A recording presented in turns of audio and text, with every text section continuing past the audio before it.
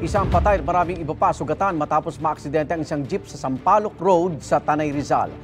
Ang mga detalye sa unang balita live ni EJ Gomez. EJ.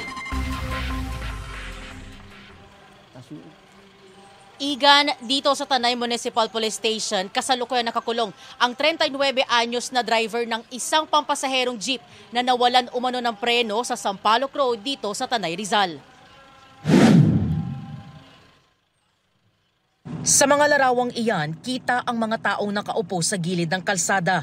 Pasahero sila ng isang pampasaherong jeep na naaksidente matapos mawalan umano ng preno sa Sampaloc Road sa Tanay Rizal mag-aalauna ng hapon nitong Biyernes. Base sa investigasyon ng pulisya, pawang mga tauhan ng DSWD Calabarzon ang sakay ng naaksidenteng jeep na galing daw sa isang outreach program. Sa pababang bahagi ng kalsada sa Sitio Bayukan sa Magnetic Hill naganap ang aksidente. Nagkaroon ng loose brake itong jeep. Pagdating nila doon sa pababa, yun ay curve.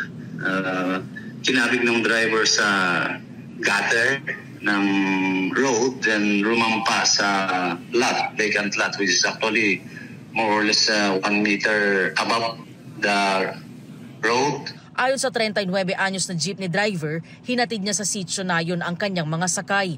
Pabalik na raw sila at sa Tanay Munisipyo sana niya ibababa ang mga pasahero nang mangyari ang aksidente. Nawalan po kami ng preno.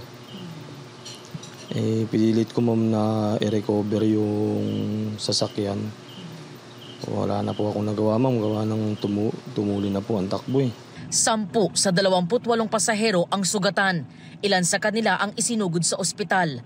Kabilang ang 44 anyos na lalaki na idiniklarang dead on arrival. Siyempre po ma'am, masakit sa amin. Napakasakit rin sa pagkabiglang pagkawala niya sa amin. Grabe po ma'am, hindi namin tatanggap. Talagang ako po nang lumo ma'am sa pangyayari kasi po talagang naawa po ma'am ako rin sa mga nasaktan saka dun sa namatay. Sana po mapatawad niyo po ako sa nangyari.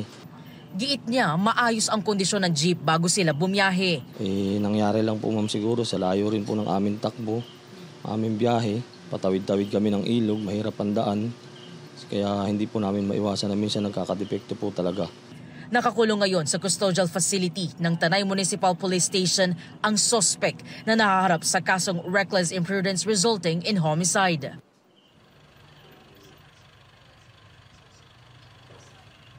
Igan, paalala ng pulisya sa mga motoristang bumabiyahe sa Sampaloc Road, i-check munang mabuti ang mga sasakyan bago bumiyahe sa mga mahahaba at palikulikong daan dito sa Tanay Rizal.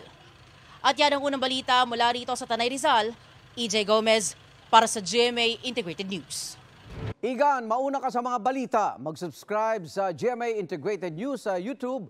Sa mga kapuso abroad, subaybayan nyo kami sa GMA Pinoy TV at sa www.gmanews.tv.